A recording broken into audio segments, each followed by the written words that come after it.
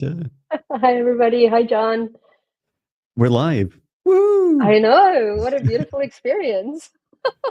Happy 2025 to everyone. It's such an honor to be here live and in person on our Mindful Leadership podcast. We took a bit of a break over the festive period, and it's so lovely to be back. And we were chatting, Natasha and I, like we were saying, oh, we should do something different. We've never gone live before doing this, so we thought let's just give it a go and see what happens. Yeah, I'm excited. I love it's like, let's see what happens and let's go. Yeah, absolutely. Um, so today's subject is all about discovering your life purpose, and I have some really cool ideas. You never really know with a live stream as well, like how it's going to pan out. But my suggestion is that we first, Natasha, talk about what is a life purpose. What does that mean to us? Um, and then we could go on this adventure together with those in the live stream, which is sharing. I'm not sure how this is going to go.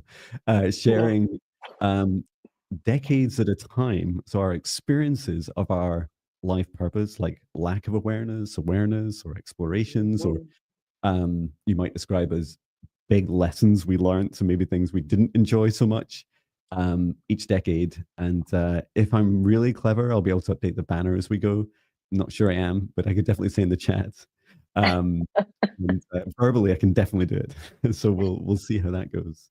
But yeah, first of all, I'd love to hear because I know you do a lot of work. In fact, I'm sure you've been doing it Mhm. longer than me, helping people with their life purposes. So, what is a life purpose, Natasha? Oh, I can't hear you anymore since you took those out of your ears. You're muted. I can unmute you. That would be better. Yes, Yay. thank you. No, it's just there was a lot of feedback, so I thought. So absolutely, it's one of the questions I get asked all the time is who am I? Am I still on purpose? Am I in the right place? What am I doing? Kind of a thing. And it's so interesting because a lot of the times the answer that comes from the Akashic records is you're always on purpose. Mhm. And we tend to see things as kind of like purpose being kind of like this massive kind of like I need to find my mission. And a lot of the times, yes, there is that, but mostly if I were to reduce it to very plainly, is our purpose on this planet is to get to know who we are. And this is really a journey of getting to understand who we are in the world. And it's really getting to see, if we were to think of ourselves as a piece of a puzzle, is getting to really look at all sides of this one piece and seeing how we fit in. And even within that one piece, there's so many different dimensions of that. But the most beautiful thing is that piece is a unique piece. And I think a lot of the times we start going through our lives going, I want to be a corner piece because that is important, and they're all important because if you complete a puzzle and you're missing one piece, the puzzle is incomplete. So a lot of the times we are really looking at what is purpose in that sense. But the Akashic records usually ask us to find purpose in whatever it is that we're going through. And when, like you're saying, I love this suggestion of this exercise of connecting back to, okay, what was the purpose at those times? And I'll talk about some of the experiences that I had, especially stepping into this realm of spirituality and looking at, okay, what is the purpose of this? What is the purpose of having been through the last, experiences? So yeah, we're always on purpose in one way or another. Whether we align to our highest potential, that is a different story. Whether we're following our joy, that is a different story. So I think we're always on purpose. Purpose is a windy road, but it's really aligning to our highest potential rather than stepping into our purpose, because we're always on purpose. So that is a bit of the information that I've been getting over the last few years. in that sense is getting to know who we are, getting to love ourselves, getting to really radically accept who we are. All aspects, shadows, everything is important. So that's just a very... How have you found purpose, Jon, throughout? Well, I would define life purpose as, to me, it is, if you believe in souls, for example, I do, that our souls often, not always, but every soul has its own free will choice. Often our souls are choosing to come here to grow, to just come here to Earth, be a human, do some stuff, grow. And within that, often there's, patterns from previous lives, which I also believe in. That there's patterns that your soul's like, I think I want to do this thing next. I think that's going to help me grow.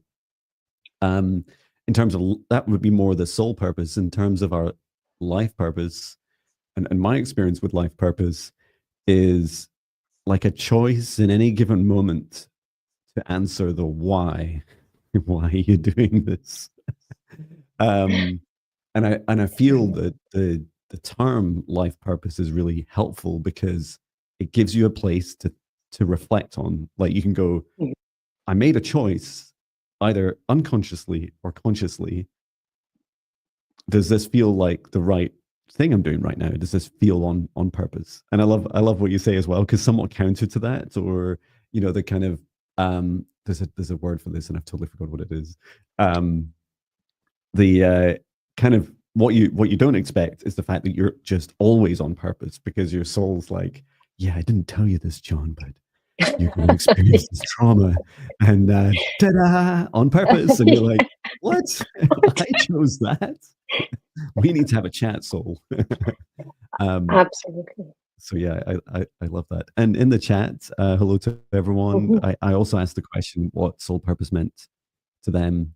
And St. Louis, Salsa Girl, hello. Thanks for joining. It says life purpose is to love, learn, help each other. And Carrie Channel, hello. She says life purpose is what you're meant to achieve. Well, thank you for sharing. Yeah, no, that's absolutely, brilliant. And you're right that all these, so when I look at the soul's blueprint, it's almost kind of like when we are born, we choose certain themes that we're wanting to experience, right? Which is why we choose our lineage. So we choose our parents for all the awesomeness and all the not so awesomeness that they are, in order to learn and to expand.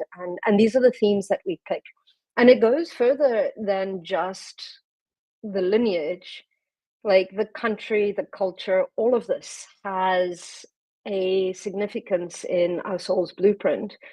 But our soul's blueprint, as you say, has every single possibility and probability of an outcome based on every single choice that we make at any given moment.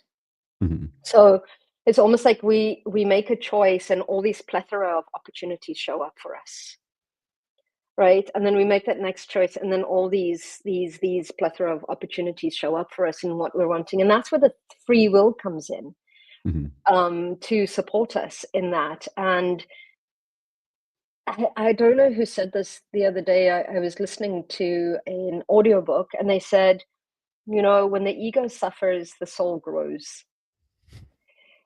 And it's so true. And I was just like, that's such a great way to put in those themes that we've come to experience, and that growth that the soul has chosen, because it is who we get to know who we are through those experiences. And we learn more when we're going through those hard ones, but it's great, because I think as a collective consciousness, I think we're starting to learn a lot faster, and we're starting to step into purpose. And we're starting to realize that it doesn't have to be that difficult, and that we are actually we give life meaning. So all those filters that we are conditioned when we're younger and what we go through gives life the meaning, the filter, the perspective, the perception to what we give to it. So Yeah. that's what I'm learning right now. Fabulous. And one thing I think is really important before I start asking you about, and us sharing our experiences about ages 0 to 10, like our experiences with discovering our life purpose, is also our life purpose is just whatever we want it to be. And it's a funny feeling, right? Because you always, depending on your belief system, you might believe in a God or not, you might believe in a soul or not, you might believe in past lives or not, and all the variations in between. And it's really fascinating because sometimes I feel a bit like my soul stitched me up. Like this is like there is a lot of like what was I doing all those decades? And like you say, Natasha, I'm sure my soul's answer would be, John, you were on purpose. But at every moment, you still have the option to go, yeah, but I changed my mind. Absolutely. I'm just going to do something new now. This is my new purpose. I chose it. Absolutely. And So all of that is written. All of that is there, available to you always, which is incredible. Fabulous. So let's start with, I created a little banner. Let's see if this works. Oh, I'm so semi-professional. Okay. It's while you're doing that, the lady from St. Louis says the first time someone told me that I chose my mother to protect her was just 5 years ago when I was planning, to self-delete, changed everything. Oh, that's amazing how that's come in for you. Thank you so much for sharing that. That's incredible. Thank you. We're all interconnected. Carrie Channel says, making babies happy by smiling at them as they went past in their pram, being around babies in general, and being sporty and reading. Oh, that's lovely. Thank you, Carrie Channel. Yeah, that is beautiful. I still do that. Yeah, me too. Babies see everything. They do. Yeah. I always feel like when a baby sees me, it's like, there's one. There's I'm like, what? What? Yeah, so you go first, Natasha. Tell us about your experiences of your life purpose. Any awareness of your life purpose or any explorations, age 0 to 10? Yeah. So very interesting. Okay. So absolutely. So I started thinking about this when you had mentioned the question. And I think from 0 to 10, I had a lot of the themes that started kind of like being imprinted in my being. So I think a lot of the times we explore a lot of the trauma that happens at the beginning of the year. So my life's purpose, absolutely. So my parents got divorced when I was 9. So it created a lot of those themes that started to come in that sense of kind of like responsibility and taking things on. So when my parents got divorced, we lived in South Africa, and my mom didn't speak much English.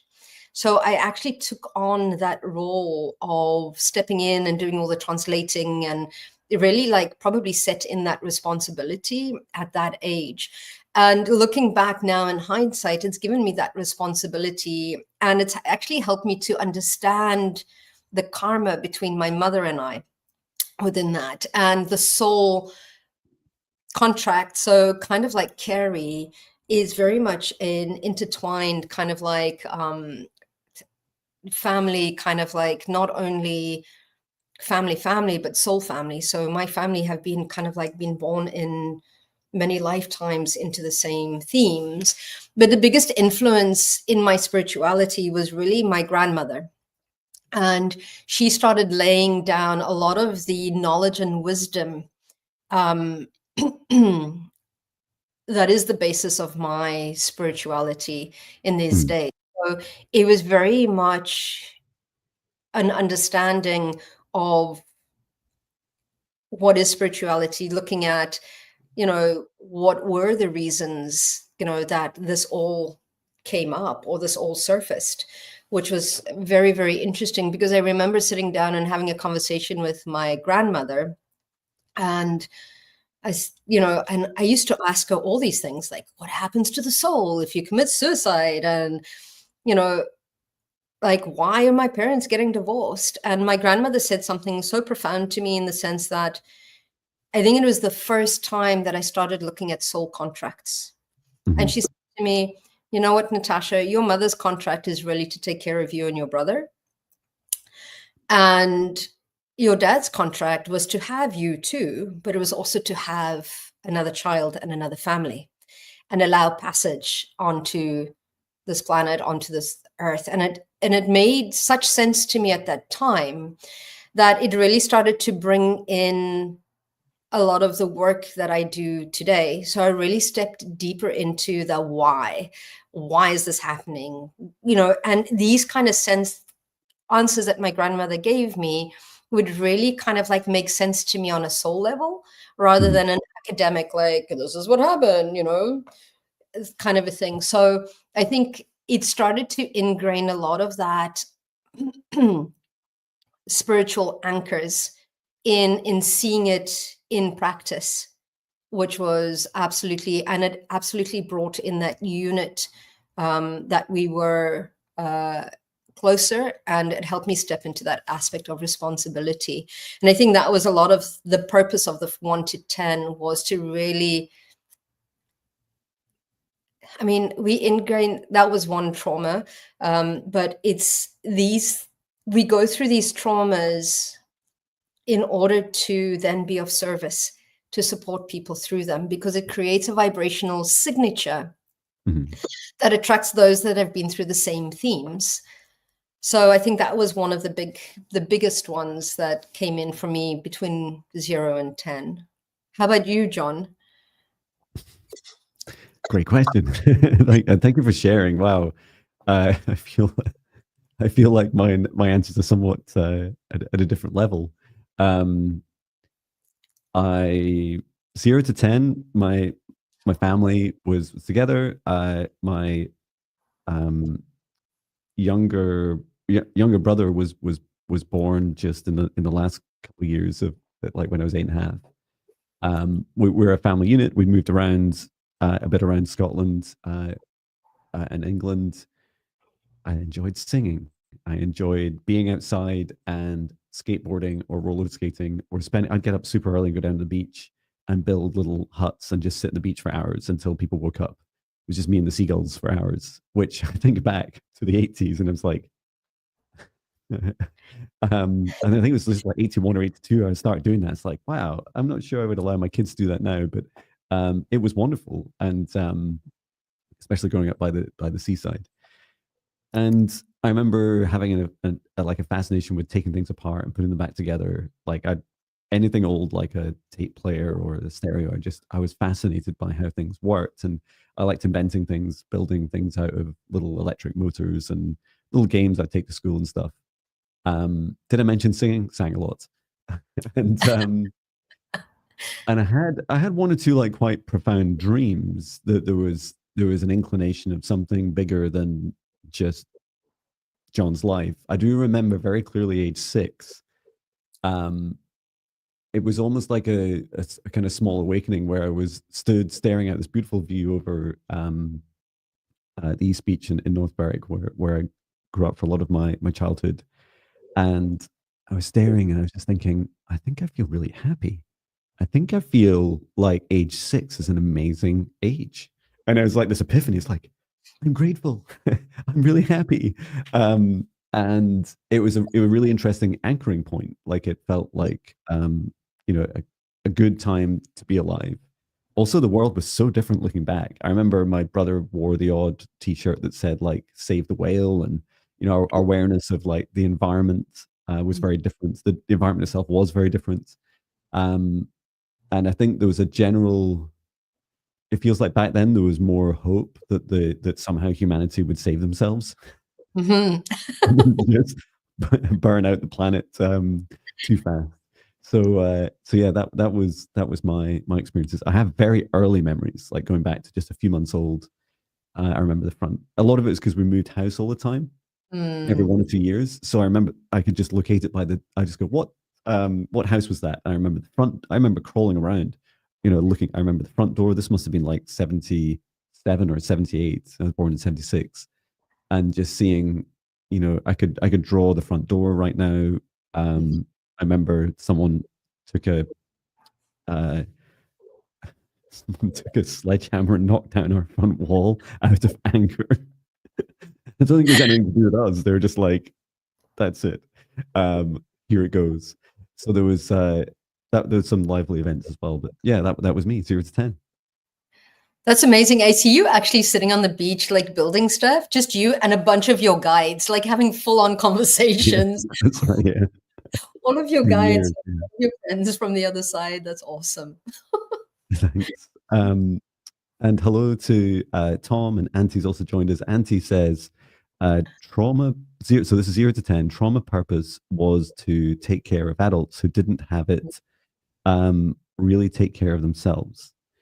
And significant, more authentic interest in animal and nature conservation, seas and land wildlife.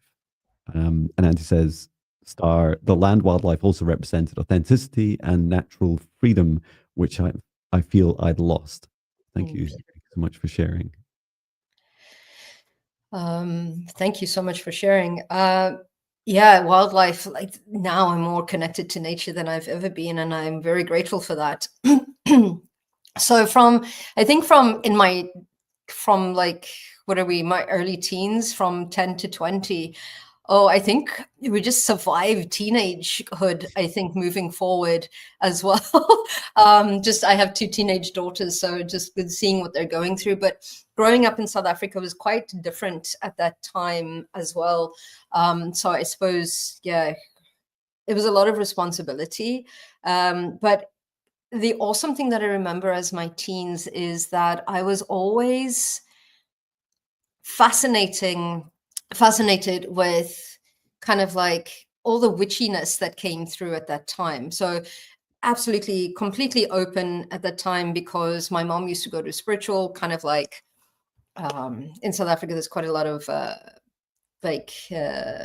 spiritual gatherings, I suppose, like at a church or whatever. And there was always some sort of a development group that my mom was part of that we used to go to as well. Although that used to freak me out sometimes, especially in my later teens, because my mom's friends were all psychic. So sometimes when they'd come up to me and they'd like rub my back and be like, how are you doing? And I'd be like, oh my God, what can they see? Do they know what I've been up to? Kind of those things.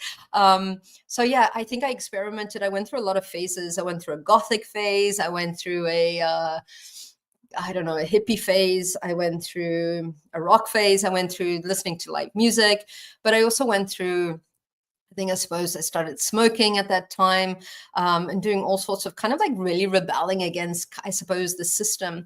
But at the same time, I started reading a lot of books on spirituality. I remember reading a lot of Lapsang Rampa books. And I remember that I have a cousin of mine and I were very, very close. And because I was reading a lot of books, I would be like reading a book on auras, and my cousin Roy would come and visit me because he's 10 years older than I am.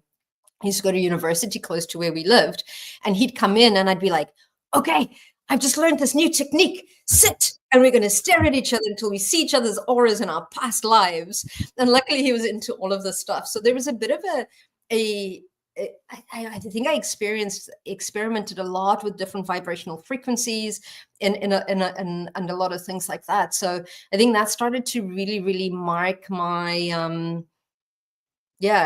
my continued on in that spiritual learning as well. But back then you didn't talk to many people about this stuff because they just thought they probably still think we're weird and odd and limited and all the rest of that. But they're incarcerated less.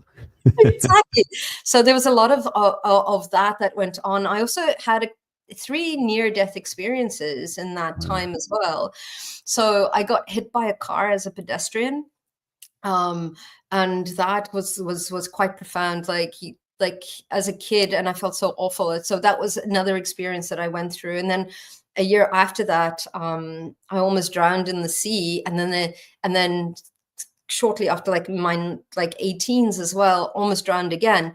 But it was quite profound having gone back to those moments in time, how the agreements that we make, and perhaps that is for something else, but it's so I went through quite a few experiences in that, which kind of like started really, again, anchoring that spirituality, anchoring those traumas, that I think I'm supporting people with in these days as well. So it was really opening up to the good, the bad, the ugly, and just really seeing spirituality in a different form as well. And then finishing high school as well, and looking at, and that's when I got into my mom sent me off at that time, and she said, okay, go and do a business computing kind of like course. So I did an intensive kind of, back then we still used to use DOS, and like Windows 95 had just been coming out, all the rest of that. So that's where I started in kind of like my IT kind of like journey, and started really, leaving high school and stepping into that professional kind of space as well. But I was going out a lot at the same time. So yeah, that was yeah. It's like a lifetime in that decade, right? Absolutely. It is quite funny because I was looking at our clock thinking, I suspect we're both going to spend more time on this decade than maybe any other. And it's such an incredible experience. Yeah, thank you for sharing. I also got I got knocked down twice. I got knocked down by my primary school teacher who no longer taught me at the time, and it was arguably my fault. Like I literally ran out in front of them as I was trying to keep up with my brother on the way home from school. And then, but I was fine. And then the second time I was on my bike and got knocked off a couple of years later. Again, I was fine, but it's really fascinating that those experiences happen. Oh, I don't know where to start with me. It's like the earlier years, I was doing a lot of sailing. I sailed for many years, right up until about into my late teens. My dad and I, although we're never like super close, we would sail lots together almost every weekend. So we'd sail around the Firth of Forth. We'd go out down a bit to England and up a bit further up the coast in Scotland. We also sailed in over on the west coast, and down in England. We moved house a lot of times in that decade. And there was experiences like, I think for me, my first few years, I felt fairly close in a family unit, and that I felt like, not that my life was mapped out, but there was less ambiguity than perhaps happened a bit later. So as soon as I got to about the age of 13, 14, I started to realize I always loved my brother's music, my big brother. And I was always into, and it was actually, I met my wife at 15 and a half.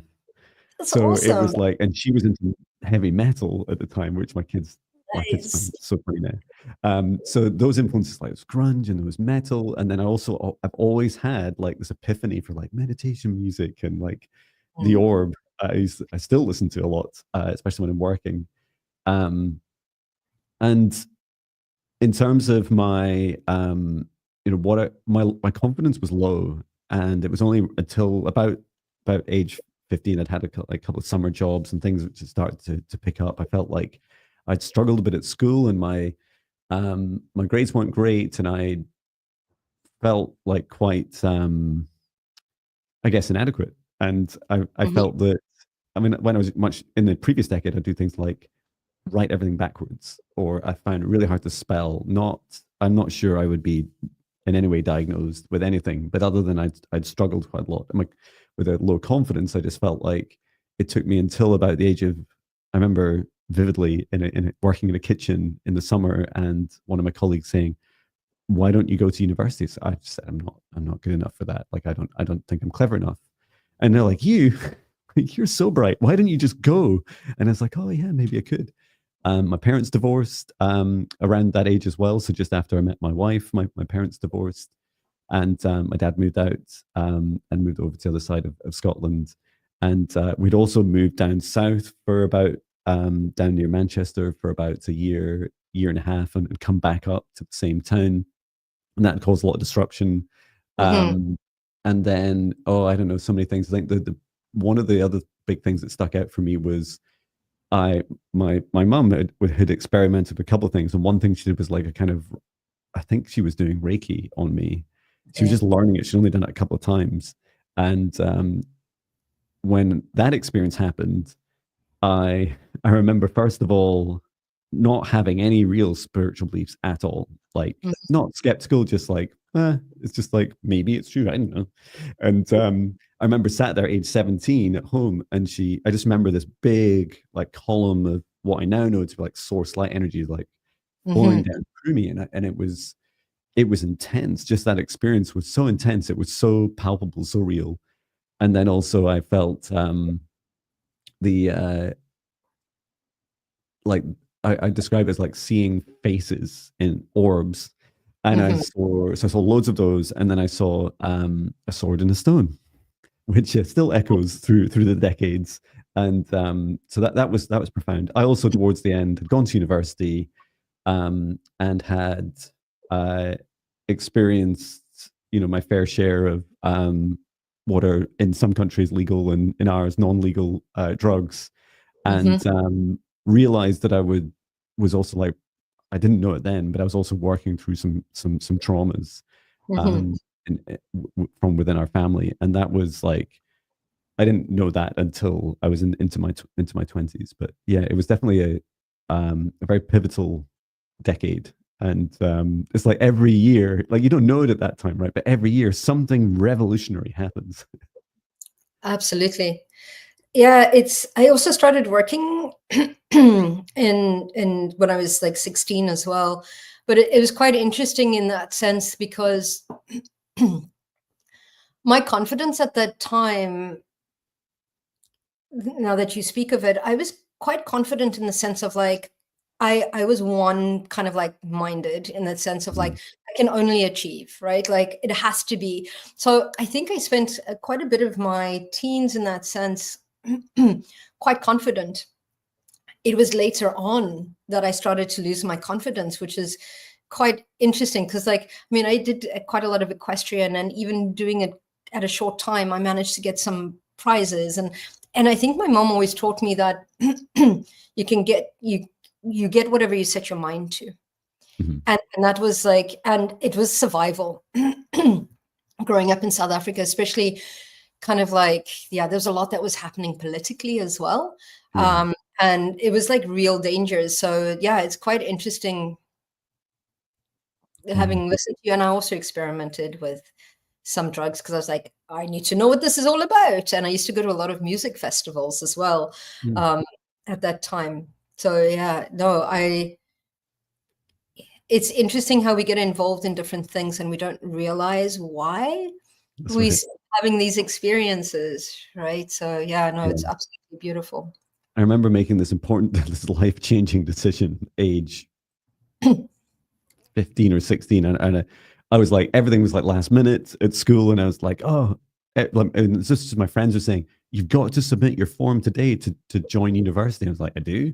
And so I went into the library, and it's like filling out this paper form.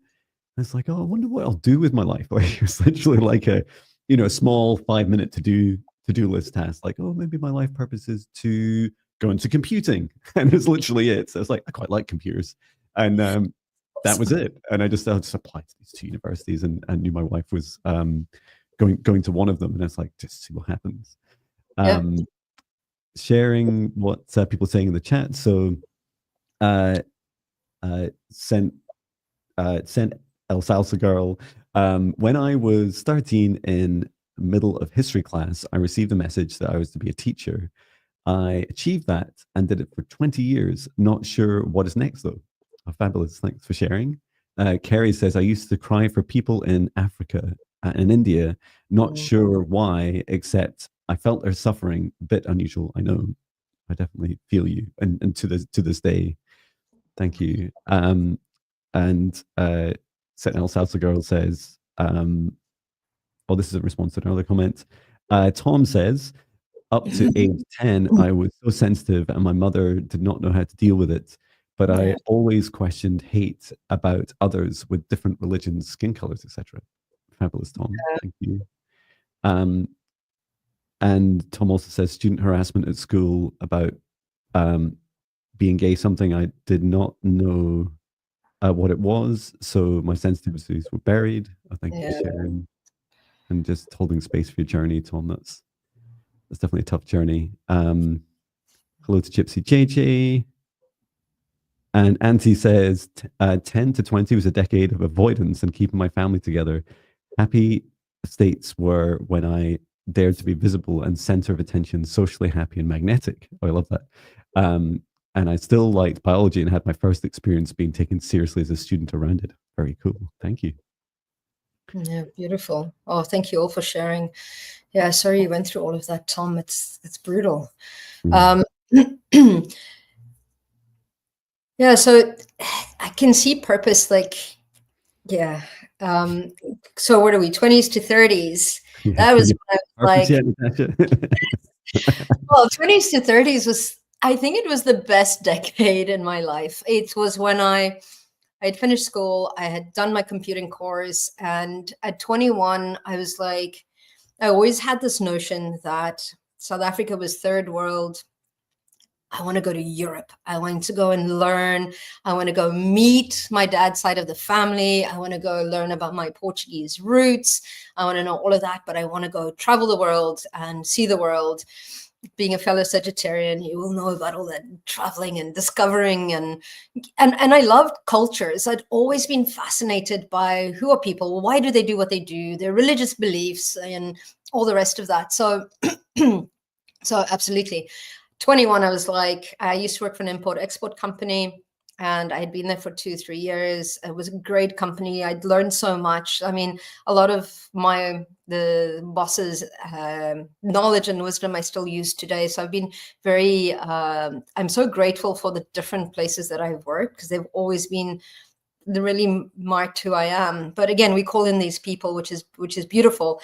But I was like, I'm going to go travel the world. I'm going to go and see it. I'm going to go Europe. The UK is first world. I'm going to learn about how things are done in the world.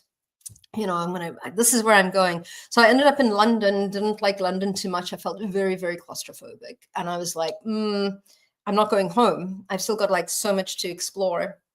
And I actually got proposed to.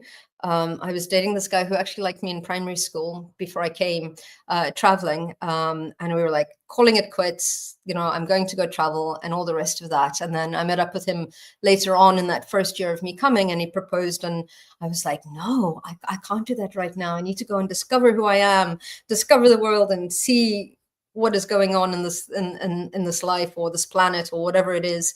So I did quite a lot of traveling. So didn't like London. I had a friend that was up in Edinburgh, and I absolutely fell in love with Edinburgh, but the adjustment was quite hard for me. So what I did was what I do best. I threw myself into work. So I used to work 3 jobs at a time.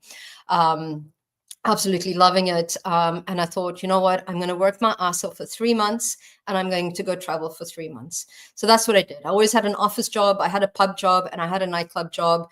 And, you know, sleep was for the dead. Who needs to sleep when you're like 20? Like, you don't need it. Like, what the heck? Like, I don't need that. So off I went, and I did a lot of, like, I used to work and a lot. Like, I remember I had Thursday nights and Sundays off. And that's what I used to do. And obviously I couldn't sustain it. And that's where my pattern of burnout started to come through as well. And I was just like, can't do this. And then I ended up moving into an apartment, and this is how I got introduced to working for that IT company that we both worked for, because I had one of my flatmates' friends was a salesperson, and they said, oh, well, we're looking for somebody that does sales and marketing. And because I'd been working in various offices, I was like, okay, I'm going to go for the interview. I've got a small business computing course, don't know much about IT, but I'm going to go for it because I'm going to try everything almost once. And I remember leaving that interview thinking, oh my goodness, that is so embarrassing. I don't know anything. There's no way I got that. And I ended up getting the job. And it was such a huge learning curve. And there I realized doing sales and marketing that I didn't like cold calling. And that's why I was like, I'm not doing this. This isn't me. This isn't part of me. I know. And that's when I fell into kind of like that marketing aspect of my career. And then I remember saying to my boss, okay, if I'm going to do this, I need to learn. At that time as well, I also met my life partner at that stage. And I had, you know, especially closer to the end I got married.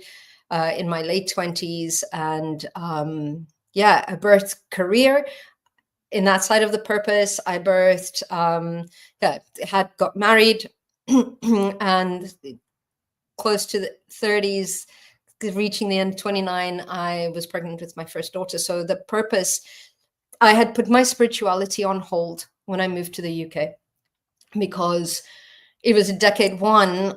The more, I always used to say, the more you know, the more rules there are to play by, because if you know better, you have to do better. So I was just like, and I want to discover, not that I was a big drinker, and no, even though I'd experimented with drugs when I was a little bit young, and it's not even kind of like a big thing. I was just like, no, I just wanted to experience life. And obviously went through quite a lot of relationships and things like that, but it was always that sense of something bigger is coming. And I absolutely loved what I did. I absolutely loved marketing. I also changed careers, changed jobs again in the IT industry. Absolutely loved it. Really started to realize my career, and I really, really loved that. And yeah, so I found my purpose in not only realizing my career, but what is like being a wife and being a mom. So that started to come surface for me. And I had switched off my spirituality. I'm just going back. I got a little bit lost, because especially in my young 20s, I didn't have the spiritual support that I had in South Africa. So sometimes I would walk home and I'd pick up an attachment or an entity, and I didn't know how to deal with it without the support systems, and I'd phone home. And then it got to a stage where it was like, I don't want this. I am just like blocking my ears and closing my eyes and just going, la, la, la, la, la, la. I don't want this anymore. So for that decade, I actually switched off a lot of stuff, even though in theory, everything is there. The principles are there. The values are there. But I didn't do a lot of development. I think I was very, very stuck into that 3D, checking the boxes. This is what life is like. Career, family, check. Children, check, yeah. And that was it was the best decade because of the traveling and the experiencing and getting to know who I was on a different level. I got to meet my grandmother. Oh, wow. On my dad's side as well, which was a phone call when I was in Portugal. It's like saying, hi, Irene, I'm Natasha, your son Victor's daughter, and I'd love to meet you. So it was interesting. Yeah, no, it was an amazing experience. Oh, wonderful. Yeah, for me, my life purpose, I decided that I'd become Mr. Computer Guy, just do in career. I went really early into management. I think I was only like a developer for 3 or so years, and then I went into my first management job in the early 2000s. And I seemed really hungry for it. It seemed really, other managers really annoyed me. I think they always have. And I was like, I could do that. And I think some of that was like I started to develop a confidence in emotional intelligence. Even if I didn't think I was the best developer or, people manager in the world, I felt like actually I could navigate things maybe more smoothly than others. And you can tell in that statement there's a bit of competition. Like I felt like somehow I was competing against some other people or version of me. I don't really know. But yeah, I'd left university. I had my only kind of spiritual activity had been a somewhat incessant pursuit of reality, trying to understand reality through some of my exploration into drugs, and then just realized that wasn't really very healthy, and it didn't help me with much at all, but it didn't help me with my work. And after spending my summers doing resits in my degree and finally passing it, I was like, I just need to get into a job, and I just need to start earning money, and just for my wife and I started thinking about finding a place. We moved into Edinburgh.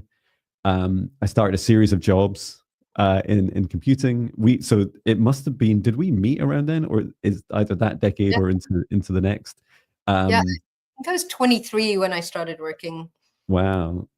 Yeah, it's incredible how young I was, and I just remember the memories. It's funny because it's almost like I project 48-year-old John onto that young young John, and I was just like this little kid. It's like, you're going to be a manager. You're going to like manage everyone. I thought you were an amazing manager. Like, we went through some serious kind of like DDoS attacks and all sorts of stuff. There was just like, it was crazy times at that time. And I thought you reminded me of my uncle, that spirituality, that calmness, kind of a thing. So yeah, no, it was beautiful. Always calm in a crisis. And other big events that happened were, I progressed my career quite far, including when we had met, and then beyond. We'd moved from Edinburgh out to Dunbar, where we are now, and in our first home together. And we had our first birth. Unfortunately, we lost our first child just during birth, which was really traumatic, and it did affect us for a good couple of years. Like, it was a really dark time. But these experiences, there was still some magical moments within those time periods. And I remember other things happened as well. Like, I seemed to, in some respects, I felt, in terms of my life purpose, felt a little bit disenfranchised with the direction. I think that's some of the early warning signs of like, maybe there's more to life, but I didn't know and didn't have a super hunger yet. I do remember when, almost like weeks after YouTube was born, I started like hunting for UFOs. I was like, are they real? What's this? And I was like, typing away. And there was only like 100 videos or whatever on YouTube by then. But that was a journey 19 years ago that YouTube started. Wow. So yeah, there was definitely just a pattern of home building, building a family, and just seeing how happy this would start to make me. And I think it was, a pattern that many of us follow, because we think, oh, that's what they say. It's going to make you happy. Seems like a good purpose to me. And then just sharing some of the people in the chat have been saying. So I can't remember if I've read out Tom's already, but Tom had said at 15 I decided to be a music teacher. Later as an admin to help others, which I did for 33 years. And now I want to help others understanding their spiritual connection and awakenings. Fabulous. Thank you, Tom. Kerry Channel says 20 to 30, learning spiritual stuff, travel. Yay, travel. And Salsa Girl, who says Salsa Girl is fine. 20 to 30, I was all about students, making sure that they're fed, safe, felt loved. I worked with students with special needs, and also the Latin dances, salsas. Yay, that's wonderful. And rescuing animals, says Salsa Girl. And that's fabulous. So thank you so much for sharing, everyone. So let's go. Thanks for sharing. I can start to remember more vividly some of these years. We haven't blocked them out. Oh yeah, we should do this every 10 years, Natasha. We just add on to it. So age 30 to 40, what was your life purpose, explorations, discovery, experiences? So I think, so at age 30, I had my daughter, my first child as well. And I'm so grateful because it reopened my spirituality. I remember sitting, because there was this moment of quiet where Steve had just left the room to give people a few calls. And I remember Lara was next to me, and I saw 2 rows on either side of my bed of beings. Mm-hmm. And I hadn't had a vivid image like that in a long time. And I remember thinking, oh my goodness, who is this child that they've given her such a beautiful send away, into this lifetime. So I had a bit of a moment, but now that I look back, it's where it started bringing in that spirituality aspect of it. And I had married a Canadian, and we decided that we were going to move to Canada. because of the open spaces. And it was very much, actually, after I had my second child, we decided 2 years later that we were moving to Canada. And that was, and I was at the peak of my career as well at that time. So I was managing quite a few teams in Europe and all sorts of stuff. And I thought, it's okay. Well, we're going to move to Canada. It's going to be great. I've moved once before. I can move again, and it was kind of like I'd spent a lot of time with my family. It's time to be with, Steve's family and just experience something different. So off we went, and I moved to Canada, and I found it really hard to find work because the way we moved to was very much oil and gas experience. Mhm. And it was a belief system that one needed oil and gas experience in order to market it. So it was very interesting in that sense that I ended up having to intern. And I was like, I'll do anything. Like I can throw my hands at anything. So it was quite beautiful in the sense that it gave me that humbling experience of kind of like, it's okay, back to kind of like minimum wages if you've just started a career. Meanwhile, I was drafting these beautiful kind of like business and marketing strategies, for my manager. But that was also the first time that I had experienced some kind of like workplace bullying. And that for the first time, I was just kind of like started to become really, really stressed out. I didn't adapt as well as I thought I would.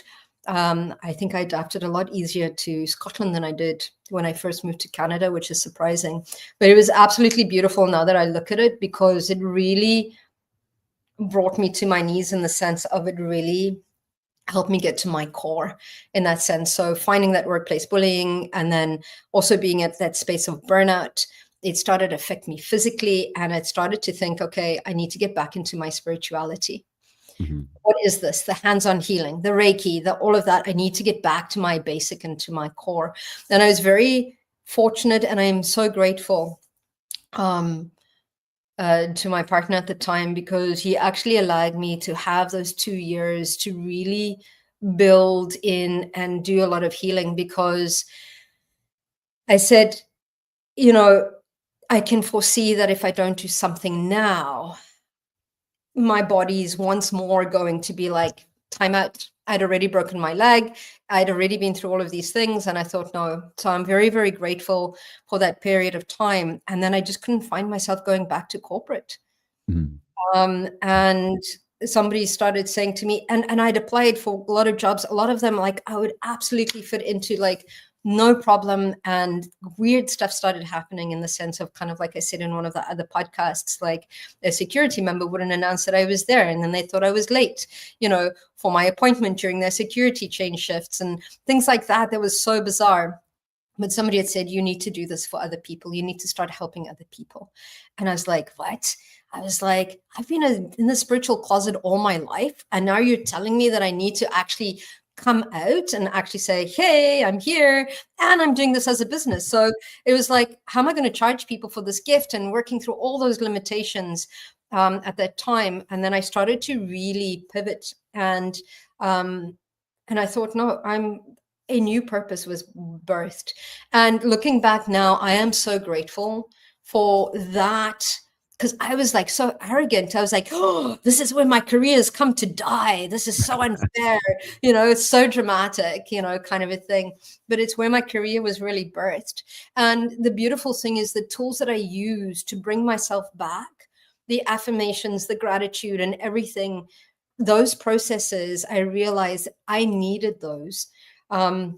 Because also hitting that pause in my spirituality to now going, okay, I'm ready to be spiritual and do this. I'm out of the spiritual closet. Can I have my gifts back? And my guides went, no, you need to work for them. And I was like, what? And that's why I found the Akashic records, and the Akashic records helped me to redevelop like a lot of the things that I was seeing. And I started to get, and then I thought, am I nuts? Do I need to commit myself? Like all the stuff that I was seeing, I was like, holy smokes. But then I started to trust that, and I started to help, and I started to work, and I started to really call in my tribe, and I really started to step into being of service in that way. And yeah, that in my 30s. So it's really, really, really, it really birthed my new career. Absolutely. Wow. Thank you. If I divide it in half, so 30 to 35, we had two beautiful children, which is just fantastic. And they just brought so much joy, and especially when they're the kind of unicorn rainbows and Lego phases were just like, I just felt I was in my element. And in my career, that just continued. So it was like a push for me. I was like, I think I'm going to earn more money. I'm going to buy a bigger house and a bigger car and have a better job title. And I was just so hungry for that. It almost like I didn't know it at the time, but when I look back at it, I feel like there was a lack of clear purpose. So I'd chosen a purpose. In other words, this was the best thing I could think of. It's what I thought when I was like 16 or whatever. Just keep going, John. That's the plan. Keep going. There's the purpose. And so my career, in my career, I did a couple of jobs as chief technical officer. So I kind of risen up to the top of smaller companies in Edinburgh, Scotland. And it's not the biggest city in the world. And it's not always full of like huge opportunities. There are banks and stuff, but which had some experience in. But I just felt like I didn't, not that I'd hit the ceiling in Edinburgh by any means, but I knew that along the line of work I was doing, and I just didn't want to work for places where you manage your manager. That's sickened to me. It always has. It's like, stop being good at managing them. Look after your customers. And I always found it, I really aligned with places that obsessed about their customers. And I also tried the thing of like, do a hobby and work. So I'd been in a covers band. You may remember that from when I was at the same company as you. And almost every weekend I was out, just as the kids were being born, playing gigs, dancing, almost always sober, dancing on tables and bars. And it was a lot of fun. And then in the second half, I continued on my career, but I was like getting, what's the word? I guess it's greedy, right? I was like, I left a company managing 70 people doing like a 70 people teams I'd built very fast. And I had a huge, support from the leadership there. And I left because I just wanted more money, and it wasn't even much more. I was kind of sick. And then I went into a job, and I think I went into this in a lot more detail in our last podcast, where I found myself like crying in the office. And I was like, this is terrible for me. Like how I was crying for like, I feel like I'd failed at that purpose. And that not only had I got really greedy, I now didn't know what I should be doing instead. And very briefly, I started for about 2 months, I started my own company. But I knew that I wasn't ready, and stopped it and closed it. I wasn't really sure what to do with it. Build something computery. And yeah, right up to just before 40, I was, starting to question where all this was going. I had no spiritual practice. I drank a lot, and that seemed to, largely stabilize me and allow me to function. But there was something inside of me, and I think it was that lack of clear purpose that was dying inside of me. It's like, John is not happy, and that was never going to be a sustainable life for me. So let me share and saying hello to some more of you who have joined us. Thank you for. While you're doing that, I'm just going to take 1 moment, okay? Yeah, of course. It's 1 minute. Go for it. I'll read through this. Yeah, so thank you for sharing your experiences. Hello to Melody from Australia. And you were saying, do you sell shirts bearing your name and image? Yes. There is they're created by T-Mill. I just create the designs, and then you buy them through T-Mill. They are advertised on my YouTube channel, or often just under the YouTube videos themselves. Yeah, feel free to buy them. Thank you. And Salsagar was just saying that I love when former students find me and say hi and say what they're up to. That's really cool. And Melody also intrigued by your consistently vibrant energy and dogged commitment. And so, yeah, that's very kind. Thank you. And I always feel like there's an underlying theme in this, and maybe we'll connect more with this in the next decade that we connect with Natasha. is the secret to infinite energy is infinite joy. And Andy says at age 43, I still have that sense that my purpose either hasn't started or I haven't chosen it. Fabulous. Okay, so we're not yet 300 years old. I have done this up to 300 with increasing with increasing ranges, so we're not here all day. But let's talk about 40 to 50. Okay. And I can't remember your exact age, Natasha, but I'm assuming it's over 40. Well, I think we're born on the same day, which is pretty awesome. I think I was just born a year after you. Wow. So it's yeah. So yeah, my 40s were very, very interesting as well. So in the sense that, so launching a new career, really I started to look at, so it's quite interesting with regards to purpose. The question of purpose always started coming in. You're always on purpose. You're always on purpose. You're always on purpose. And I'm like, so what is like the last kind of like 15, 17 years of being in corporate and doing marketing have to do with my spirituality? And usually it's like, you don't go through anything just to go through it, because there is some purpose to it. So what was the purpose of the two of them? And that's where I started to realize that businesses were just as spiritual. And I started looking at kind of like spirituality and business, spirituality and connecting into all the other aspects of our lives. I birthed the octopus method with a friend of mine, Kellyanne Vass. So that came in where we started looking at spirituality and coaching. I started looking deeper into what is my purpose? Why am I here? You know, kind of like really trying to define, why am I here? And I think I'm still trying to constantly defining or redefining as we move forward. My marriage also dissolved as well, very, very amicably. And I found myself being pulled to move back to the UK. Which was quite interesting. And so I got I moved across the pond back to Edinburgh, to where my daughters were born, with the girls, my mom, and 2 chocolate labs. And then I got here and I was like, oh, I don't know what the temperature of spirituality is here, because when I was in Calgary, I managed to get an office. I used to share an office with an amazing acupuncturist. And I really started to, I think, become known in spirituality, especially within Calgary and within the Akashic Records. I started teaching, which I never thought I would. And yeah, so I found myself moving back to the UK. And I've been back for probably the last 3 years. Well, it is the last 3 years. Will be 3 years now in August.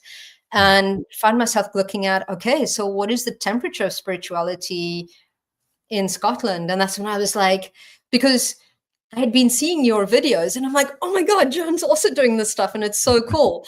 And then that's when I thought, let me reach out to Jon and see, okay, what is the temperature of spirituality here? And I started trying to find a base, but I was very, very grateful because I still had a lot of my Canadian and my American clients that I am supporting. So it really is about redefining myself, and it's a constant learning. I'm trying to simplify my life as well, especially since, and trying to bring in, bringing in a balance between, you know, my home life and my spiritual life, and knowing that they're one in each other. So looking at that and how can I do more with less? And yeah, it's, at the moment, I'm redefining what it means to be of service and what it means. My word for this year is authenticity. So I am digging through those layers even deeper to find out, okay, who is Natasha? And it's, the other thing is I've just started changing my name back to what it was. So the vibrational frequency is quite different. And it's really, so yeah, I'm being back to being a Rocha. And looking at all that ancestral work that I've been doing and really looking at, okay, I want to focus, so I am focusing on Akashic Records, ancestral, and working with Saint Germain, because I think there's a lot of those perimeters that I was trying to be too many things to too many people. And I'm like, no, I am comfortable in this Akashic lane. It opens up so much for me, and I absolutely love it. But it's now, how can I be more of service? I'm stepping into that further out of the spiritual closet, I suppose. So I'm very grateful for our reconnection and for this podcast and for the work that we've been doing and are about to do as well, because it's amazing how it's come full circle in that sense, which is beautiful. Oh, lovely. It reminds, like, a lot of the energy you describe reminds me of how you're describing your 10 to 20. Yeah. And like it's a lot. It's a huge changes, and just that excitement energy. It gave me I had a flashback of when I first not the first time I met you, but like one of our interactions, and I must have been in my 20s, and I just remember you're like in a loading bay and you've been away on some marketing thing. You were dropping off some equipment, and I just like you were chatting, and I think I was just doing small talk, and you're like, and we did this and we did that, and it was almost like you hadn't slept much, but you traveled really far and you done all these things, and I was just like, whoa, like I remember Natasha's full of energy, it's incredible, and there was just something very, very lovely, very endearing about you. And it's like, wow, there's a person, and I could see why everyone like always spoke highly of you. It's like, yeah, there's Natasha, who's going to go and see her, going to go and help her. I'll go. Thank you. That was really lovely. Yeah, it all changed for me, and so age 40, it's just 11 a.m. I love that. Thank you, angels and guides. And it's just like age 40. So here, like literally, I'd been drinking on a Friday night, which was common because I'd been drinking practically every night. I'd been doing some music that week with some friends in a local pub. And I haven't really spoken much about music, but I was on and off in bands through 20s and 30s. And age 40, I just joined a big corporate. You'll know them as Amazon, and I was starting that career or kind of in that next phase for I was there for 8 years, and this Saturday morning I went for like a meditation with my friend who also did music, which said, "Oh, you should come along. You should try, like, me and my friend are doing this thing." She was doing a sound bath, and then her friend was doing this like Kundalini yoga meditation. And I was like, sounds good. And I do remember being still a little bit hungover, even though it was like 10 or 11 a.m. And that just changed my life. It was like I meditated properly for the first time. When I closed my eyes, very quickly I was seeing the birthing of planets and stars, and the energy flowing between them. And literally my mind was melting. I was like, I do not understand. I do not how to integrate this experience, other than I'm really glad people were there, because I could just do what John does best in his integration, just talk a lot at people and look at their faces and go, I wonder what they think. And took that decision there to start meditating every day. I asked the teacher, can you do it every day? Is it safe to do it every day? He said, yes, do it every day. And so I did. And I still keep in touch with her every now and again. I said, look what you did. You did this to me. Yeah. Which she always laughs about. And that started what started as an undercurrent, so you can't meditate. Well, I couldn't meditate very easily with drinking alcohol, so that stopped quite quickly. And I started to realize the energy, the frequency of it was not good for me. It was very low. I also realized that I needed to create time. And I think that's when I properly started getting up. I'd varied my start times. I've always been an early bird, but I started getting up at 5 a.m. It's like, get up before the rest of the family wake up, do the things you love so that they always happen. And that became an everyday thing. And I started asking my, a lot of this. I started asking my spirit guides. I'd heard of those. Lots of spirit guides. It sounds like they sound amazing. I'm sure I've seen them in movies, like people like Homer Simpson, when he's lost in Alaska or whatever, talks to this woman. It's like a shaman guide, and it's like, wow, this is so cool. I wonder if I have them. I wonder what they're like, and started asking to speak to them and ask for messages. Still do that every day since. So yeah, on the music side, wrote a lot of songs, over 2,500. I meditated exactly the same amount of time, a little bit more because I'd take the odd day off music, and my life started to change. I started to realize, okay, there is more of a life's purpose. And I remember, so this was, I guess, thinking back, I've only made 2 decisions about life purpose, maybe 2.5. The first, just going into computing, see how it goes, John. when I was 16. And then now it's been like, this was just about 2017, 2018. I remember realizing that, because a lot of people tell me, "Oh, John, you're so tenacious. Like you just like, even when people disagree, you're like."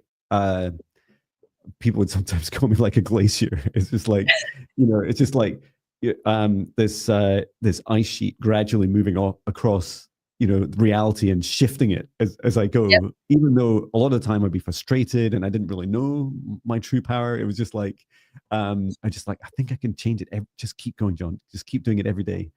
So I remember thinking, well, if I focus that purpose, it will allow me to succeed at whatever I do. And I also won't end up doing, I learned this from my corporate jobs, like I wouldn't end up doing the wrong thing.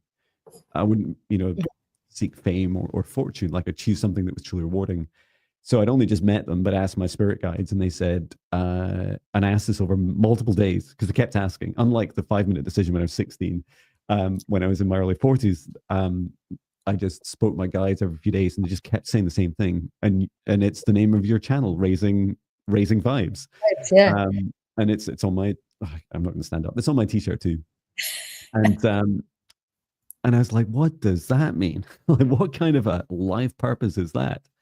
And I just didn't get it. I didn't get it. Other than I started to integrate it and realize, I think for me, that means that it's making people happy. Yeah. Great. I think I can do that. Let's make people happy. Let's make lots of people happy. And you'd often hear me say things like raising the vibes of billions of hearts. And it's still part of my mission today. Forward wind, the 8 years I had at Amazon, the last 2 years I'd gone part-time because I realized there's a shift, John. There's another big choice. So I guess I went from, a 5-minute decision to a few days to then, I need to maybe spend as long as what felt like somewhere between a year and 2 years making like a decision about my career. And it wasn't until I went meditation teacher training, because my wife was she's incredibly grounded, and she said, do something, like explore something, try it out, get a qualification, something, just try it and see what you enjoy. Because I knew I wanted to do more than just be in this lovely little music studio and just focus on online work, because I would just stay here happily for the rest of my life. In my own little misery, like a little prison cell. And literally I've got padding on the walls now as well. So I explored that, and mindfulness meditation helped me come of all the things that helped me do, other than I really enjoyed the experience and enjoyed the class, was it helped me come out as a psychic. I was like, I kept crying in every meditation. It's like, Jon Binnie, and I think I'm psychic. I don't even know what that means. And it was just like, I think it's real. And because for a few years I've been doing just doing a couple of sessions for people each week, and that seemed like learning on the job. Like that seemed like a really good exploration to explore my life purpose. And then I'd also very quickly after meditation, like it kind of overlapped as well, I started training in clinical reflexology. And so as we catch up more laterally, I was like, okay, I think I'm ready. And a lot of this was also my family, because I'm still am the main wage earner. And although we've done things like downsize our house, you're saying this earlier, like simplifying, like, I'm busy emptying, you might be able to tell, emptying a lot out of my studio. Everything in my life has to, have a reason and purpose and add value, not just be clutter. And so on that journey, I was like, okay, I think I need to leave the corporate job and I just need to go for it. And it took a lot of courage, because it doesn't, like on paper, it doesn't make sense, right? You can't just say you can't go to like a, Joe average, if there's such a person, business coach, and say, it's a great plan. It's like, it's no plan at all. And I'm going to like raise some vibes, and I've written some stuff about helping I felt like drawn to help the planet. There's a lot of darkness, including the darkness in us, that needs balanced again, rebalance with light.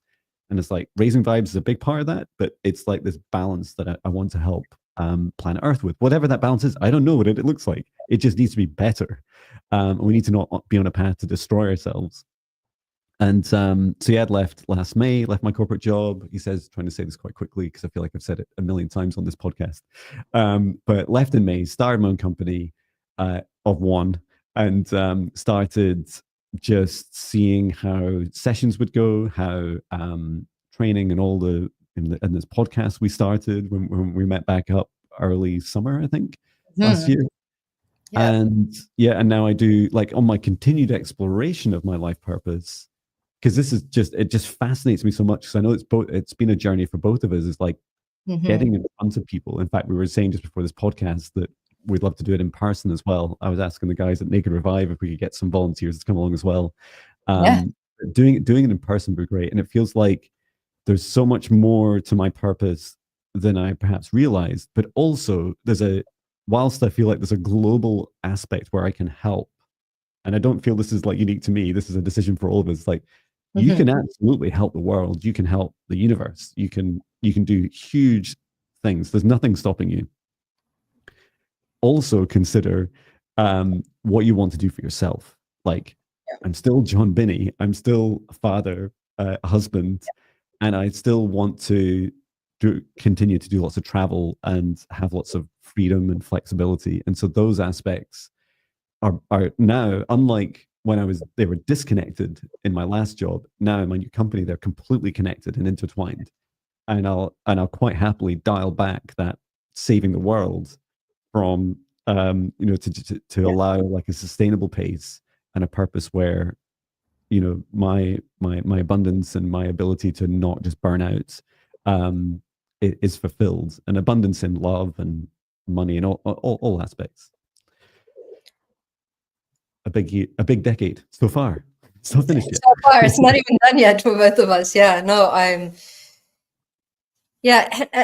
I think we're always on purpose. I think it shows that somewhere, somehow, we're always on purpose, which is pretty incredible. And I think now I've started to shift my mindset into the sense where I think subconsciously I called in purpose the first few decades. This decade and the ones to come, I think I'm consciously now creating that. Again, leaving some space for the universe to co-create, but it's no longer is it happening to me, but it's happening for me. And I'm looking at how is it happening for me right now. And it's I am so grateful for this journey. And for all the people that have supported me and that I've been able to walk beside on their journey, because like with everything, we're always attracting what we need, what we require, what we're putting out there. So I'm starting to see things more from a space of gratitude and let's see how it unfolds, and curiosity in kind of like, oh, I wonder how it's going to unfold. So I've let go a lot of the how, and I'm just moving through that. So there's still a lot of patterning, a lot of conditioning that I'm releasing and redefining, but it's been a wonderful adventure for sure. Oh, that's amazing. Yeah, I still feel some of that conditioning to releasing. It's like I said to my daughter the other week, was doing my weekly reports, and we looked at each other's like, "What did you just say?" And I'm like, "Oh, I don't have anyone to report to." Weekly newsletter. That's what I'm doing. Oh yeah, I just need to do that after lunch. I was going to say I had a really fun experience yesterday. So my first, and Natasha, it wasn't you. My first Swedish massage client. I'm still studying. I'm about halfway through the course, and I love. It sounds funny to say, but I love my attitude towards this, which is I have no idea. I had no idea if I ever wanted to like rub bodies for a living or be part of my living. I didn't know if I'd find it enjoyable. Often, people would say, "Oh, Jon, you have magic hands." Like, they'd always enjoy like an unstructured, naive massage from me. But then I started training in it, and I love the training. And you feel that excitement and magic, and you can't explain it. You're like, I don't know why. It just is. Like, it just feels good. Like, how do I know I'm on purpose? Because it feels good. It feels joyful. Where is it all going? No idea. How's it going to happen? Don't know. What's the plan? There isn't a plan.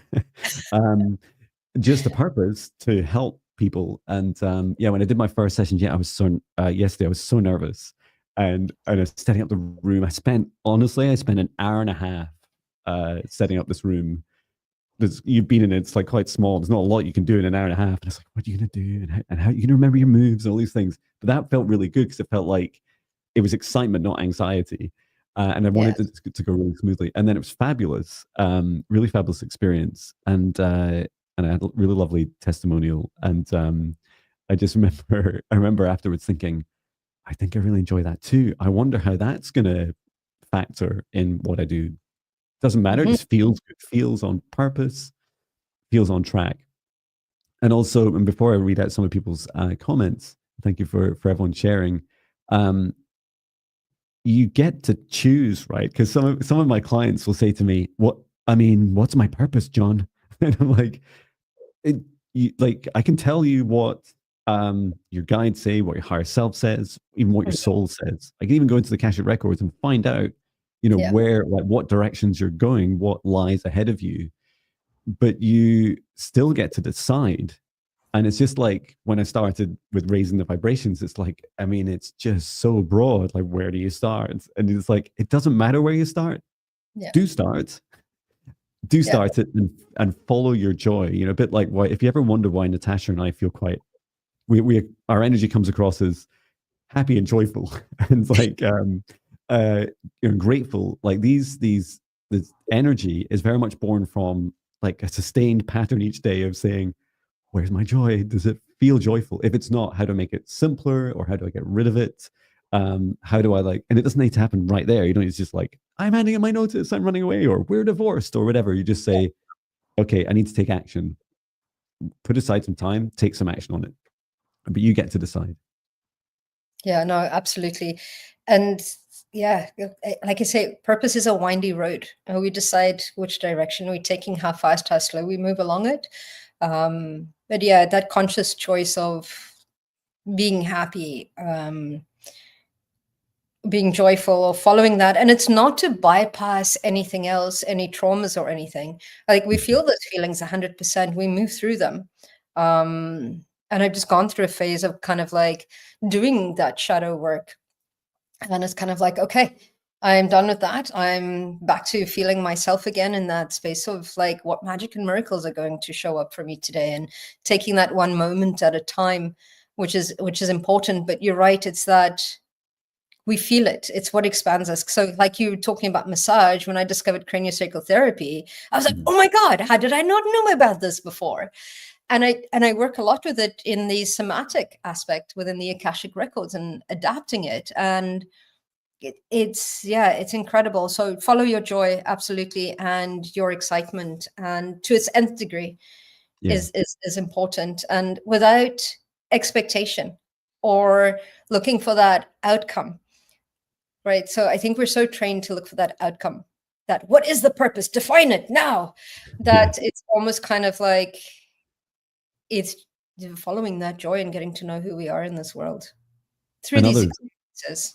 and other people's opinions. I think it's so funny. Like some of the same people quite close to me in my life, like friends or relatives have said things like, before I left my corporate job, because it's so easy for people to understand, right? It's just like, oh, he works in a corporate. That's what some people do, and that's it. And when I spoke about leaving, and they're like, some of the questions you get, like, is there any money in that? And like, I said, I think there is. Like, I know Natasha, like she does it as a job. And it's like, I think, and there's other people, I'm sure they like, it's a job for them. It's a real job. You can do it. And the rest is down to me. And I remember, like, since I've started this and things have gone really well beyond my wildest dreams, clearly not dreaming big enough. And I remember some of the same people say things like, you rub feet for a job, or you rub bodies. Like, oh, that's horrible. And it's like, it's okay. Like, you don't need to rub them. Like, in fact, you don't even need to have it. Like, I don't need to rub your feet. Everyone gets to choose. And I think that was also a thing for me, was like worrying about what people thought. And would it, would my kids get bullied at school? Would my, I live in a small town, would it just like spread like wildfire? Would I, have situations where I was having difficult conversations or arguments at, family and friends gatherings or whatever? But it's been way smoother. And if anything, you know, everyone picks up on other people's energies, regardless of how sensitive you are. Like we all feel it. And so if you're in a kind of weird mixed state, others pick it up as well, right? They're like, if my videos were like, "Hi, I'm John, I meditated and something magical happened," and that's all I said, they'd be like, "What's up with John? Like, why won't you tell us? What happened? Or don't make the video, like, just decide." So yeah, that's been magical. Let me go through some of these comments. I'm just checking you're okay for time for a few more minutes, Natasha. Yeah, absolutely. Cool. So thank you for everyone's comments, catching up on them. Salsa Girl says, in my 40s, the past year has been focused on my mum, getting her through treatment, ovarian cancer stage 4, now Alzheimer's diagnosis. So back to taking care of her. Oh, thank you so much for sharing and sending so much love to you and your mother. Carrie Channel says, 40 to 50 is now. Feel like I'm pulling pieces of myself together to achieve goals and really taking more interest in world events. Spiritual stuff always going on. I would say I felt old after 40. I do this thing, I don't know if you noticed, Natasha, whereas I always project a few years ahead. So I just call myself 50 now. Like mentally, I'll say, "John, 50. How do you feel very 50?" And so when it happens, I'm just like, then I feel like I'm 50 for like 5, for like 10, 15 years. It's like, oh, that's the other way. Yeah. I'm 70. I'm just a young 70-year-old. And Michelle, you made it into work. -9 Fahrenheit. Wow, that's really cold.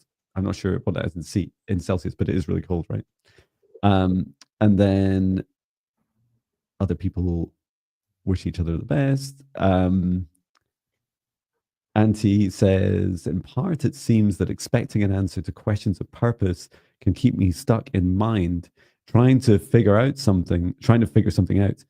Where that line of questioning is a part of getting stuck. That's an amazing point, right? Like, I must admit, I would say my better decisions. I mean, I don't want to dismiss my career. Clearly, I did it for a reason in computing. I just don't fully understand all of it, all the dimensions of it yet. But what I do know is that the more recent bigger changes that I continue to make, just like doing Swedish massage yesterday for the first time with a client, is it just feels right. And that's also, I don't know about you, Natasha, like my business has no plan. Like there's nothing. Like I literally don't know what I'm doing in the next few months, other than maybe to frustration of 1 or 2 customers who are like, "John, when are you doing the retreat in Philadelphia? When are you doing these other things?" Like, and I just don't commit. I'm like, because I picked up more business than I expected, I'm just going to keep riding the wave and keep following what feels right in that moment, and not just for my business, but with my life and my family. How about you, Natasha? Do you have any plans ahead of you? Yeah, no, it's quite interesting because I have a trip coming up in India very soon, and is quite interesting because it was just like I feel like I need to do it for spiritual development. And I was speaking to a very close friend of mine, and they were saying, "But what is the return on investment? And what is this? And what is that?" And I was like, "Whoa, I don't know. I just know I need to be there right now. I just know I need to do it. It's part of a shift that I'm feeling within me." And they're like, "But have you worked out your costs?" And I'm like, "Kinda, but I just know that I need to be there." It's like, it's just one of those things that are just like, it's an opening up. I just feel that there is a shift that's coming. I don't know what it looks like.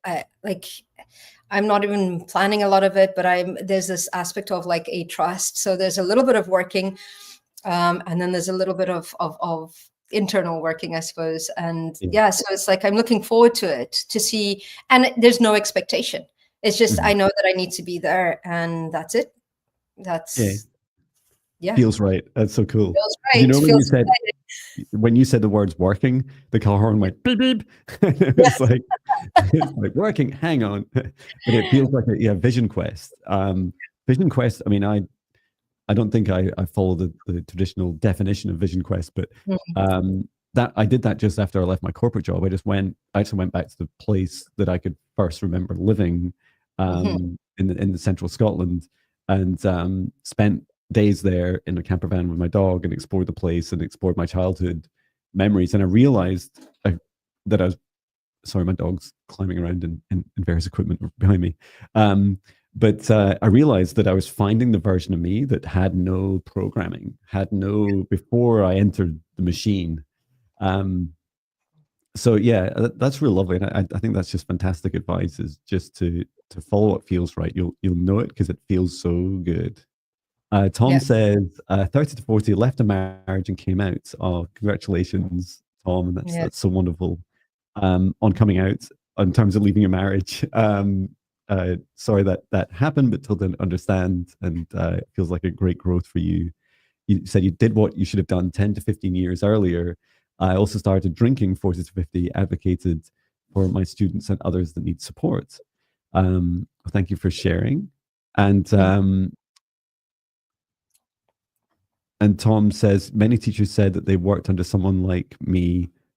Seriously, I worked to support and not get in the way as I wanted as a teacher. Fabulous. And let me keep going down. Lots of other comments. Thank you for them. I'm just reading through them. I'm reading them all. I just not read them all out. And Tom says, my guides just told me don't look for validation. Validate for yourself. That's Ding, good. light bulb. Yeah. And I knew this, but I needed to knock on the head. And later, Michelle says, same here, John. I'm 49 years old. I'm feeling 50 already. 2 months to go. Happy birthday when it comes. And I'll have 26 years at this job. Grateful with this job. I can still focus on my spirituality. Oh, that's wonderful. Beautiful. Well, we kind of ran out of years, Natasha. I did. Let me do this. It'd be really funny. I did do this because I wrote them, so I'll just show them. Whoa, 50 to 26. That's wrong. 60 to 70, 70 to 300. What? For maybe this is you watching this back, Natasha, in the future, and you're like, oh, you remember we did that video and we went through the decades. What's if you were looking back, perhaps age 70, or maybe it's 100, and you're looking back at your life, how have things gone? Well, I think I'm still living my life's purpose, still not question anything and adapting to what's coming in. And I still see myself as being of service in a bigger way. And I think I'm looking back going, oh, I was so wee, like little like pat on the head. Who knows what's to come? But it was just like so much. I'm looking forward to the adventure. And I just take one day at a time. And how about yourself, John? Oh, my life was amazing. Thank you. I'm still going to keep living on to into the hundreds, which when I was age 48, still struggled to get my head around. But I just keep being told it's happening, that our longevity is going to change, especially the more you follow your joy. And I remember that I no longer care about like the how or the detail, and just let go. And it just, everything's so much easier. Like I can eat ice cream on this roller coaster now. Oh, I love that. Without getting it all over my face or other people. I actually enjoy it. And it just all feels really good. I'm so glad I made this change. I still get to do some client sessions now and again. And I still enjoy like seeing videos like this. Hi, John, in the future. Hope it's all true, by the way. No pressure. No pressure. But yeah, just really blessed, really grateful, and seeing that now there was reason, there was purpose behind all of this, and that it didn't really matter what I chose as a life purpose, more that I chose in as many present moments as I could. Beautiful. Love that. So wise, your older self. Yeah, we're just so wise. Yeah, it is. Well, you know what? It's really funny. I was reflecting on this morning. Someone was saying to my clients in a client session, like, I'll just change some of the specifics, but it was like they were saying the other day, they're saying, how did you know, like when I was age 6, that those things happened in my life? And I thought for a moment, it's like, I didn't. In fact, I still don't know. All I did was ask like your spirit guide. And it's, I think in many respects that was knowledge, and then wisdom, like being able to like actually have The good news is it's knowledge and you're going to learn it, Jon. The bad news is you're going to have to do it for it to become wisdom. Like, oh, okay, that's why I get to do all these human things. And yeah, that definitely feels like a journey to, for example, the Hyatt's Jon videos every morning. Yeah. It takes me the day, right, to like understand it, to integrate it, to feel into it. Like, what does it really mean, Jon? Like you just told a bunch of people a bunch of stuff that came in. Like, what are you gonna do about it, Jon? So yeah, I feel that's a big part of our journeys. Beautiful. Great. Shall we do? We always do a short meditation. Shall I do one? Yeah, absolutely. Okay. Before my dog Patch, I'm a little bit nervous because there's some paint in the corner. As I've been decorating white, as you can see, and so it may be spilled over the carpet, or he's drinking it. Okay, so we will do a mindful meditation. So this is quite different to my others on my other live streams. And if you'd just like to join me, we're going to start with a deep breath in through the nose, nice and deep. And breathe out nice and loud. And again, breathe in through the nose, nice and deep. And breathe out any sad or low vibration feelings, nice and loud. Perhaps you'd like to join me in placing your hand on your heart for a moment. It doesn't matter which hand. And I'd like you to feel into your heart. Say hello to your heart. Hello, heart. Allow your heart to tell you how it feels right now.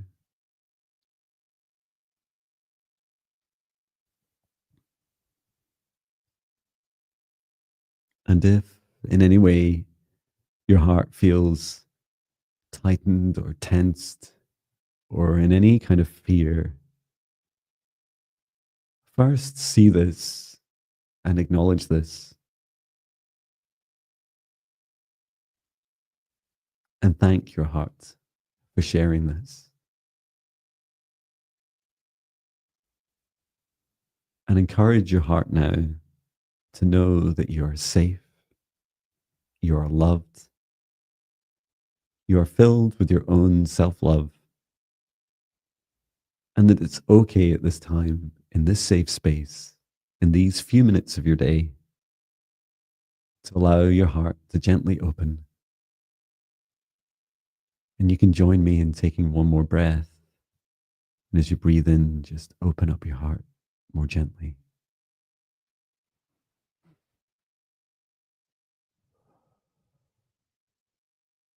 Good. And we're going to ask just a couple of very simple questions of your heart. And I want you to focus on the feeling, not the words, not the things that your mind is telling you. I want you to listen to your heart directly. As you ask this question, heart, what fills me with the most joy?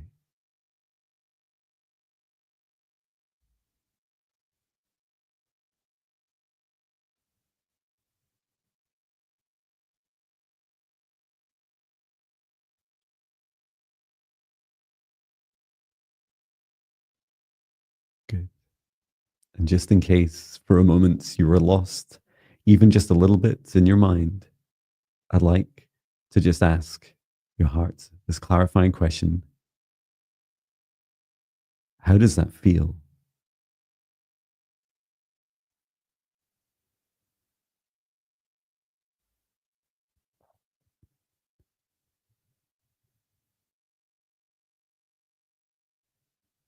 And with your hand, hold that feeling in your heart.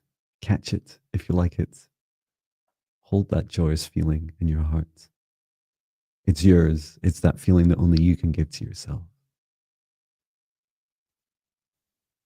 And now, remembering back to the decades of your life, remembering before this life, if you believe it, remembering the echoes of the futures ahead of you.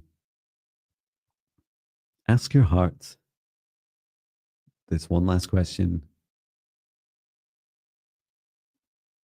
What is my life purpose?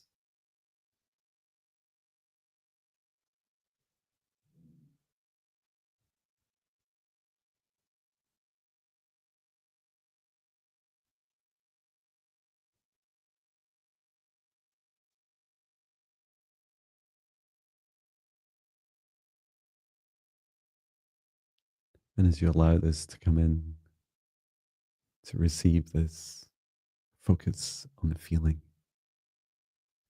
of that purpose. How does it make the rest of your body feel?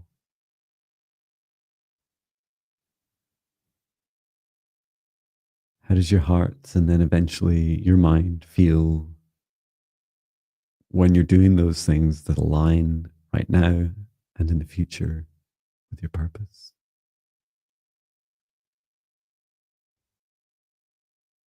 I'd like to leave you with this practice and this gift and this exploration into your purpose. You can hold this feeling for as long as you wish. It is yours and yours alone.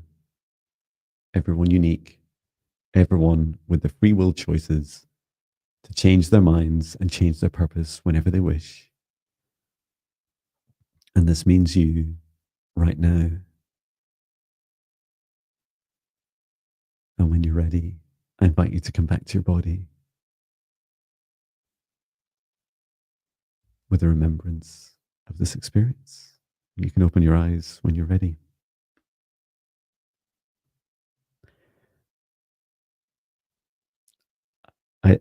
Sorry, Natasha, I muted you. And I didn't cry.